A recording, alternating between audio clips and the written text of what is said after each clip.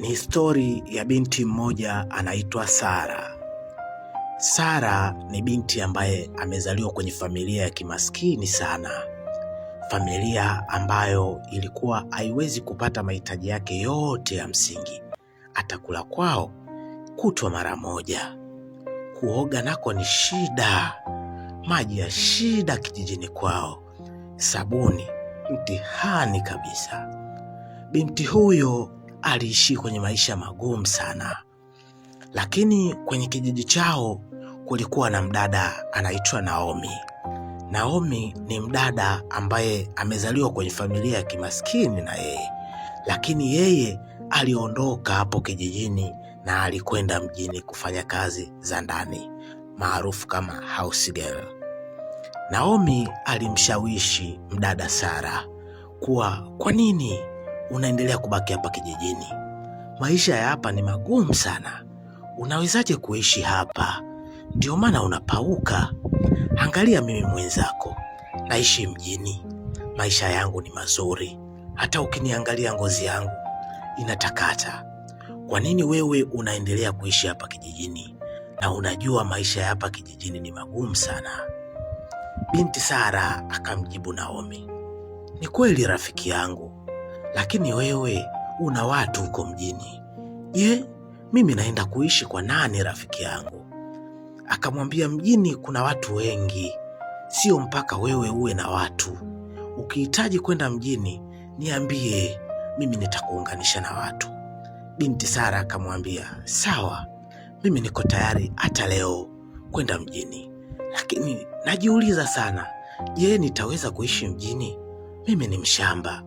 Nimezaliwa hapa kijijini na nimekulia hapa kijijini. Je, huko mjini nakuaje?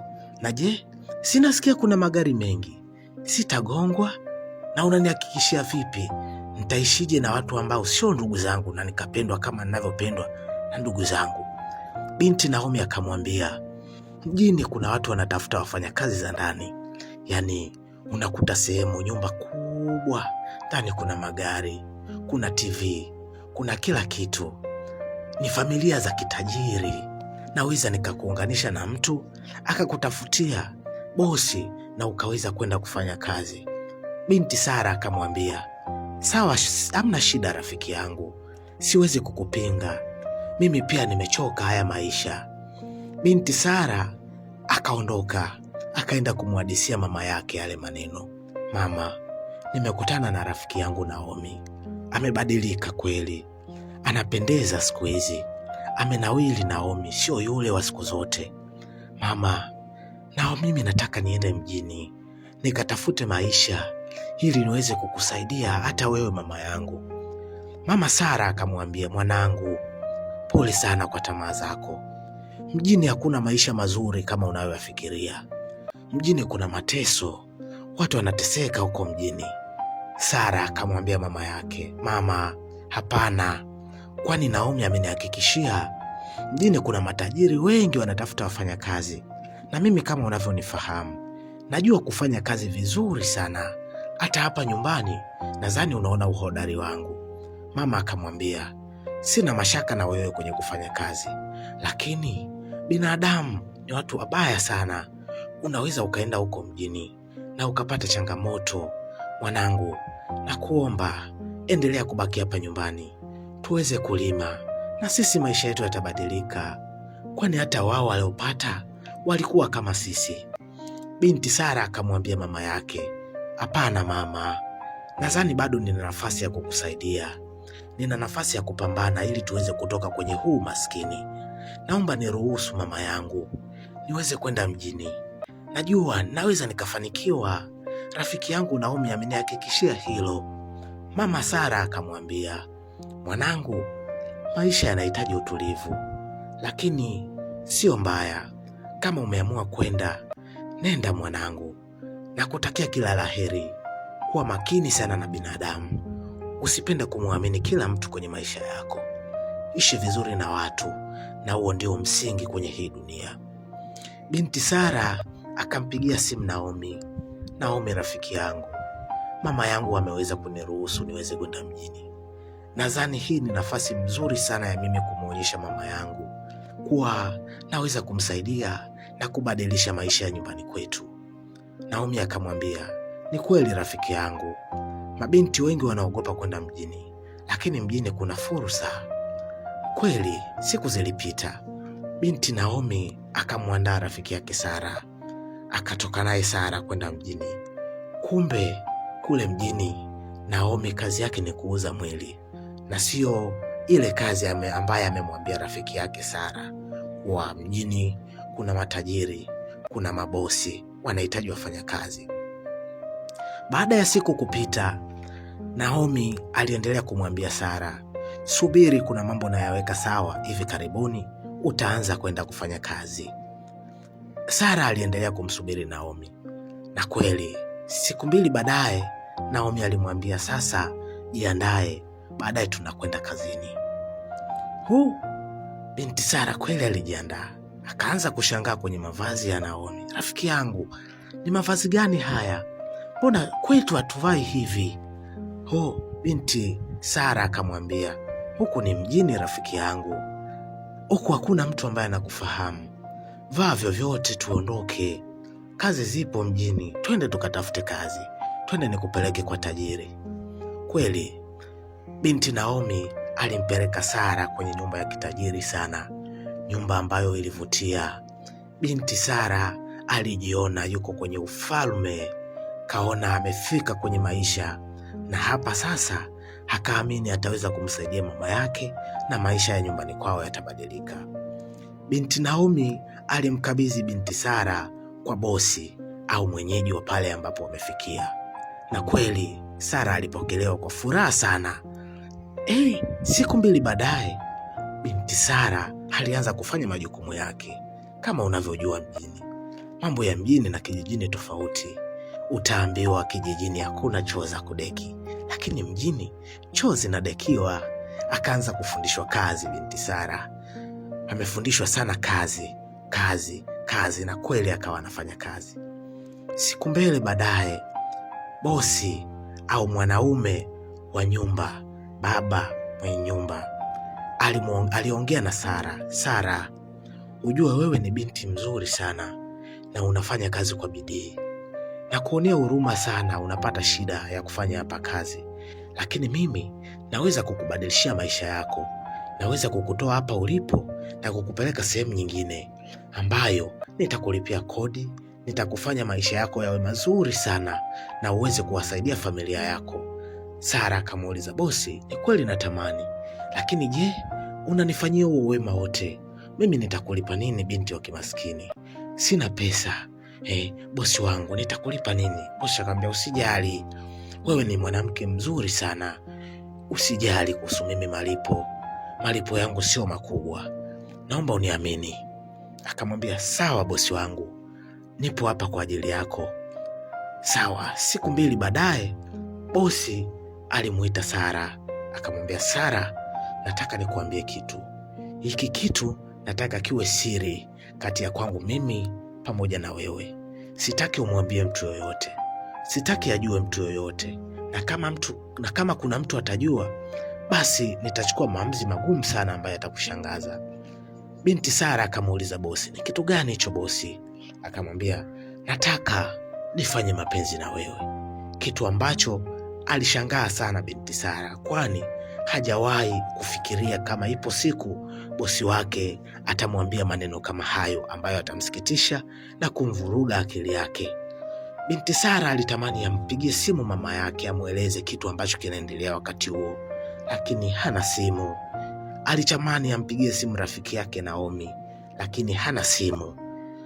Bosi alijitahidi kumlazimisha, kumyenga na kumsihi kwa maneno mazuri, sio kitu kibaya, naomba unikubalie Sara, hautojutia maisha yako, nitakubadilishia maisha, mimi ni tajiri. Kwa nini unakataa? Kwa nini unakataa Sara? Tajiri alisema hivyo huko anafoka, lakini Sara hakupenda kile kitu, kwani alimuheshimu sana mama mwenye nyumba, aliishi naye kama mama yake mzazi. Je, itakuwaje kama akijua anadeti na mume wake wa ndoa? Ina maana atahusika kama yeye ndo ambaye amekuja kuvunja ndoa yake? Na je, kama mama atakuwa na hasira na atamuua Sara, itakuwaje upande wake. Lakini bosi alimlazimisha Sara, na Sara hakuwa na jinsi, alilazimishwa, mfano wa kubakwa. Siku 2 baadaye, Sara aliishi kwa majuto. Alikuwa anaishi kwa mawazo sana. Alitamani ashie na mtu yoyote, amwambie kitu ambacho anakipitia, lakini hakuwa na mtu huyo wa kumwambia maneno yote au kitu ambacho anakipitia moyoni mwake. Siku zilienda, alitamani amwambie hata yule mama mwenye nyumba kuwa, mama, mwanamke mwenzio anapitia hizi changamoto, lakini ilishindikana. Siku zilienda, bosi aliendelea kumnyanyasa kwa kumtumia kingono Sara. Sara alichoka, alionyesha moyo wa kuchoka na kutamani tena kuendelea kuishi kwenye ile nyumba. Alitamani hata atoroke arudi kijijini kwao, lakini maskini Sara hajui hata rafiki yake Naomi namna ya kumpata. Naomi baada ya kumtua pale Sara hajaonyesha ushirikiano wa aina yoyote, kwani aliamini yuko sehemu salama na ataishi vizuri. Siku zilienda, bosi aliendelea kumnyanyasa Sara. Sara aliishi kwa majuto sana kwenye ile nyumba, kiasi kwamba binti huyo alikuwa ni wa kulia, kukaa peke yake na mwenye mawazo mazito. Siku kweli, kwa nini Mungu? Kwa nini napitia haya matatizo? Hivi ni kweli ni mimi? Mshahara niloahidiwa, mbona mpaka leo sijapata? Ni nini hiki Mungu wangu? Naomba nifanye niamini hii ni ndoto ninayopitia. Nibadilishie hichi ninachokiona kwenye maisha yangu. Aliongea na Mungu wake. Aliongea kwa uchungu sana. Aliongea kwa siri na hisia kubwa binti Sara. Siku zilizidi kwenda. Bosi alionyesha kuendelea kutamani mapenzi ya Sara. Maskini Sara. Kwa nini alitamani kuja huku? Kwa nini asingemsikiliza mama yake? Na je, unadhani wakati huu Sara hawezi kujutia kweli maneno ya mama yake? Maskini Sara. Mungu msaidie Sara. Kweli siku ziliendelea kwenda. Mambo yaliendelea vile vile. Bosi anamtumia Sara kwa mambo mabaya. Kila siku anamuingilia kimwili. Kitu ambacho kilimwongezea mawazo Sara na kuona kwa nini yeye. Mwenyezi Mungu msaidie, binti wa watu ana hatia. Aisee, pole sana Sara. Siku moja Sara alikaa akajiuliza, kwa nini naishi haya maisha? Mbona nina nyumbani kwetu sijaua, natamani niondoke. Siku moja wakati anajaribu kuondoka, bosi alimuona Sara, akamfuata akamwambia, pale tu utakapojaribu kuondoka kwenye hii nyumba, utambue maisha yako yatakwisha. Yani utakuwa huo ndio mwisho wa maisha yako. Sara aliwaza sana, ni vipi? Imekaaje hii? Kwa nini anifanyie hivi? Nimemkosea nini? Kumbe vile vyote alifanya ni kwa sababu ya imani ya kishirikina. Bosi huyo alikuwa anaamini Sara ana mvuto zaidi, akifanya naye mapenzi au akikutana nayo kimwili, basi mambo yake yanamwendea sawa. Sara alipitia wakati mgumu sana. Binti Sara aliamini, kwa nini mimi? Kwa nini napitia haya maisha? Mwenyezi Mungu niokoe. Nini hichi kinakuja kwenye maisha yangu? Mama yangu uko wapi? Niombee binti yako. Siko sehemu salama. Binti Sara aliongea na moyo wake na akaongea na Mungu wake pia. Ni majuto, ni majanga ambayo anayapitia binti Sara. Mama mwenye nyumba hajui chochote kinachoendelea. Anashangaa kumuona Sara anabadilika kadri ya siku zinavyozidi kwenda. Anabadilika kimwili, kiakili, hata kiafya pia. Anakonda. Sara ni mtu ambaye anaishi peke yake, muda mwingi anakaa peke yake. Mwenyezi Mungu mjalie Sara. Hii ni simulizi yetu mzuri sana ambaye inamuhusu binti Sara, na hii ni sehemu ya kwanza. Je, unatamani kujua sehemu ya pili, nini kimeendelea kwa binti Sara? Naomba niandikie comment hapo chini. Niambie unasikiliza hii simulizi ukiwa wapi? Kwa nini umeipenda? Je, unatamani namba 2 itoke lini ya hii story? Pia nakuomba kama bado hauja like, hauja comment na hauja subscribe, uweze kufanya hivyo ili usipitwe na kila story ambayo tunaiweka kwenye akaunti yetu. Hii ni Mngoni Simulizi. Tuko hapa kukusimulia. Lini itatoka episode 2 naomba uniandikie kwenye comment. Hii ni Ngoni Simulizi na mimi ni Mngoni na kusimulia.